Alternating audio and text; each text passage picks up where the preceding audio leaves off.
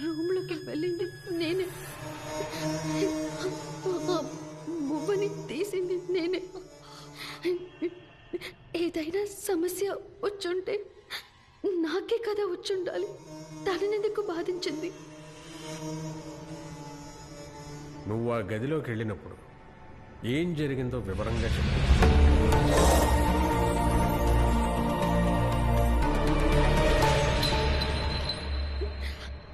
ఆ తర్వాత ఎవరో అర్చినట్టు అనిపిస్తే అక్కడి నుంచి వచ్చేసాను. నువ్వు కింద పడేసిన ఆ మువ్వ తన మెడలోకి ఎలా వెళ్ళింది? దివ్య మేడం ఆ మువ్వ? అవును, దివ్య చంద్రముఖిలా మారి ఆక్రోశంగా అరిచినప్పుడు తన మెళ్ళలో ఉన్న ముత్యాలమాలలో ఆ మువ్వను నేను చూశాను. పురాతన వస్తువుల మీద దివ్యకున్న ఆశ, వాటిని సేకరించాలన్న అలవాటే దివ్య ఈ పరిస్థితికి కారణం.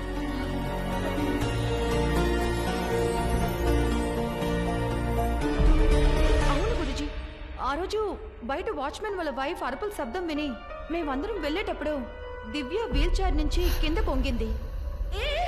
కింద పడిపోతుందేమో అని భయపడి దగ్గరికి వెళ్ళాను. తను అక్కడి నుంచి వెళ్ళిపోయింది. అక్కడే ఆ మువ్వ దొరికింది. ఆ మువ్వని తను తీసినప్పుడు సమస్య మొదలవలేదు. దివ్య తీశాకే వాచ్మెన్ అత్తగారు కేకలు పెట్టారు. చంద్రముఖి కాళ్లకు కట్టుకునే గజ్జల్లోని మువ్వని దివ్య తన మెడలో ధరించడం వల్లే చంద్రముఖి ఆత్మ దివ్య శరీరంలోకి ప్రవేశించింది.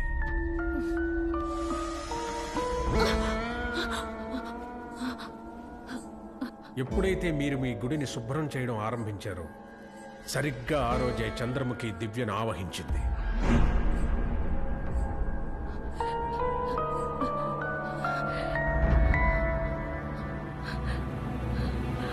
చంద్రముఖి ఆత్మకున్న బలం వల్లే దివ్య నిలబడగలిగింది, నడవగలిగింది, పరిగెత్తగలిగింది, జపం చేయగలిగింది.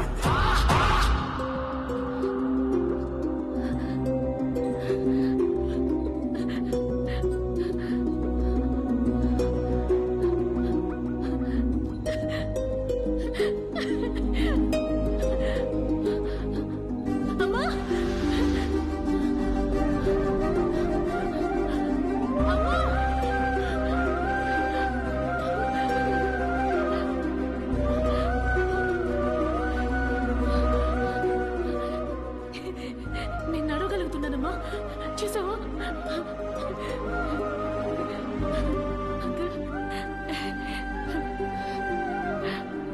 ఇక మీద నన్ను తలుచుకొని ఎవరూ దిగులు పడక్కర్లేదు.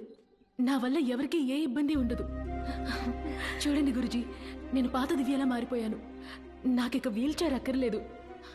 అవును గురుజీ, ఈ ఇంట్లో ఎవరికో సమస్య ఉందని ఆ ముగ్గు మీద నుంచోమన్నారు కదా, ఆ తర్వాత ఏమైంది? ఆ తర్వాత లక్ష్మిని మేము తీసుకెళ్ళి ఆ ముగ్గు మీద నిలబెట్టాం. అప్పుడే తెలిసింది ఇక్కడున్న ఎవ్వరికీ ఏ సమస్య లేదని. అమ్మయ్యా, నేను అప్పుడే అనుకున్నాను ఈ ఇంట్లో ఎవరికి ఏ సమస్య రాదు అని.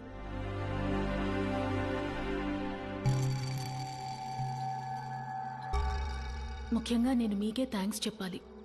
మీరే కదా వచ్చి రాగానే పాజిటివ్గా మాట్లాడారు. ఇందులో నాదే ఉందండి, అంతా దేవుడు దయ్యా. హాయ్.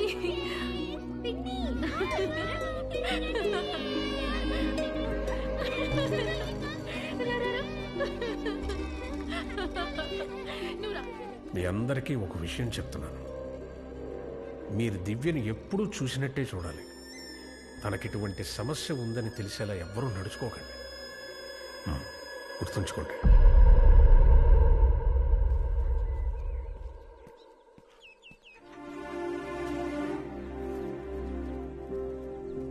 ఓయ్, ఇక్కడ కూర్చొని ఏం చేస్తున్నావు? రాత్రంతా నాకు దివ్యం తలుచుకుని నిద్ర పట్టలేదు. నువ్వు మాత్రమే కాదు, అక్కడ కూడా ఎవరూ పడుకోలేదు. అవును, దివ్య దివ్య కాళ్ళు నయమైన సంతోషంలో ఎగిరి గంతేస్తోంది. అయితే ఆవిడకి అక్కడ జరిగింది ఏదీ గుర్తులేదా? గుర్తుండదని గురూజీ చెప్తున్నారు. సరే, నువ్వు దాన్నే తలుచుకొని ఇక్కడే కూర్చోకుండా నాన్నకు చెప్పి అంతపురానికి రా. నాన్న పాలు పోయడానికి సొసైటీకి వెళ్లారు. ఇంట్లో ఇద్దరు కూర్చుని ఎంత చెప్పినా బయటికి వెళ్ళట్లేదు. నా లవర్ ఇంట్లోనా? ఎవరు వాడు? ఎవరు అదే నా లవర్ ఇంట్లో? బసవయ్యా అయిపోయి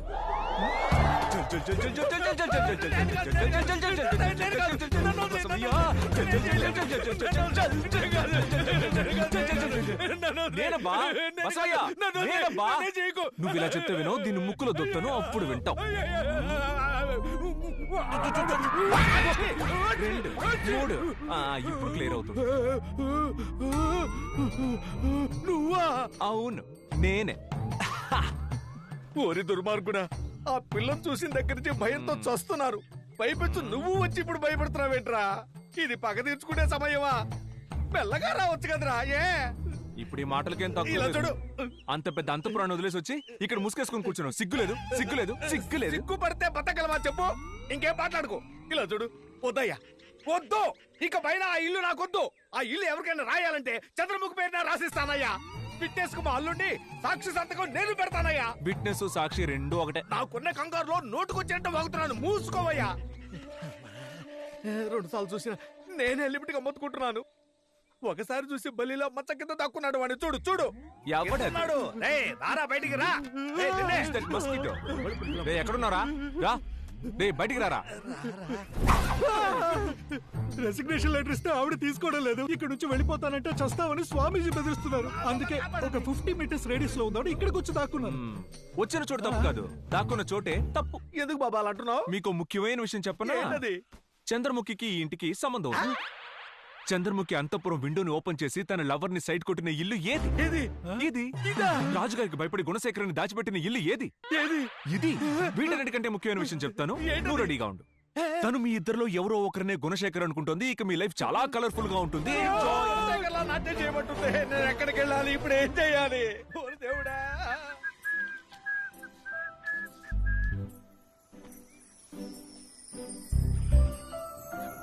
ఏం చెప్పారు?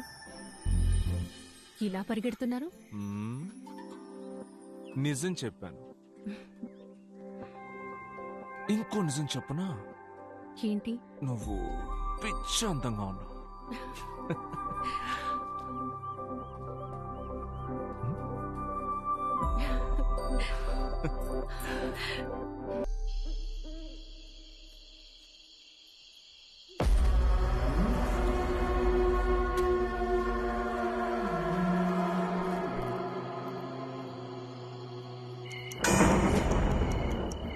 ఒక చిన్న గ్యాప్ లో కూడా చంద్రముఖి నాకు కనిపించకూడదు.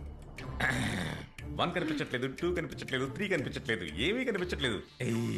ఏంటండి ఇది?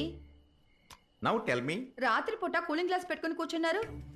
ఇది కూలింగ్ గ్లాస్ కాదే, చీకటి కళ్ళజోడు. చీకటి కలజోడా? బయట నుంచి చూడడానికి ఇది కూలింగ్ గ్లాస్. లోపల బ్లాక్ కలర్ పేపర్ ని పెట్టి అంటించేశా. ఈ అద్దమే ఈ అద్దాల్లో కనిపించట్లా. ఎందుకండి? అయ్యో, ఇంకా ఆ వీల్ చైర్ గిర్రగిరా తిరగడం నా కళ్ళల్లో మెదులుతోంది. పెళ్ళాలకున్న పాటి ధైర్యం కూడా ఈ మొగుళ్ళకి లేదే. ఈ రోజు రాత్రి ఎలాంటి సౌండ్లు రాకూడదు తండ్రి.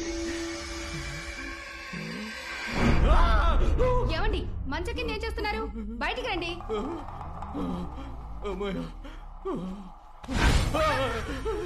ఎందుకే నువ్వు భయపడతావు? అసలు మీకేమైంది? ఎందుకని అలా మంచం కింద దాక్కున్నారు? రాత్రి అయింది. మా అక్క కూతురు చంద్రముఖిగా మారి నా గొంతు పిసికి చంపేస్తుందేమోనని చాలా భయంగా ఉంది.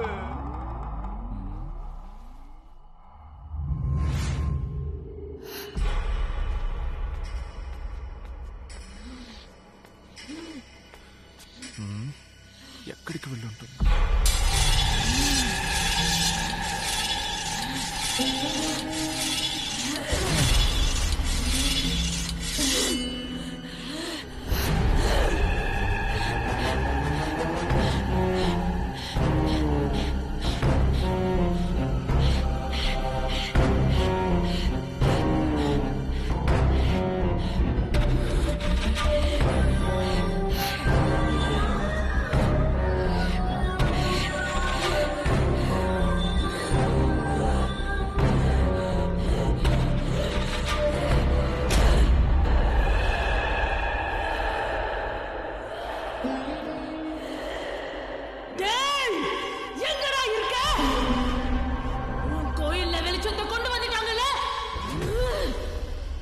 இந்நேரத்துக்கு நீ வந்திருக்கணும். நீ எங்க ஒளிஞ்சிருந்தாலும் உன்னை விட மாட்டேன். விடவே மாட்டேன். வாடா, ஏய், வெளியே வாடா.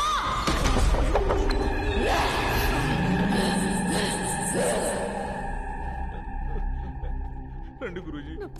ఈ వేళప్పుడు పడుకోకుండా ఏం చేస్తున్నారు? ఏమైంది? గురూజీ మళ్ళీ పైనుంచి శబ్దం వినిపిస్తుంది గురూజీ. అవును గురుజీ, దివ్య ఎక్కడ? తను రూమ్ లో లేదు గురుజీ.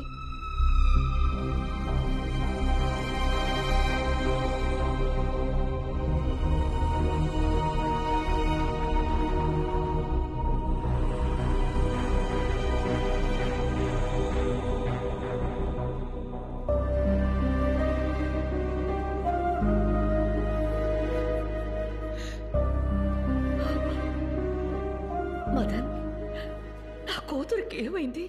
తను మళ్ళీ చంద్రముఖిగా మారి ఆ గదిలో ఒక పెద్ద కత్తితో ఎవరినో వెతుకుతూ ఉన్నారు. నన్ను చూడగానే కళ్ళు తిరిగి పడిపోయారు. నా కూతుర్ని తలుచుకుంటే నాకు భయం వేస్తుంది. నేను గుళ్ళో దీపం వెలిగించాను. ఇక్కడ జరిగింది దాని పర్యవసానం కూడా కావచ్చు. రేపు మీ కుటుంబం అంతా కలిసి దీపం వెలిగించి పూజ మొదలు పెట్టండి. మరైతే నా కూతురు సంగతి రేపు. తను వస్తుంది, ధైర్యంగా వెళ్ళండి.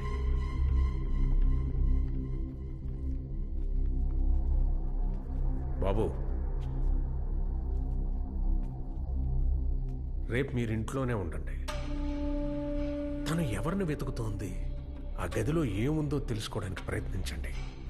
చంద్రముఖిని దివ్య శరీరం నుంచి తరివేయడానికి మీ సహాయం చాలా అవసరం.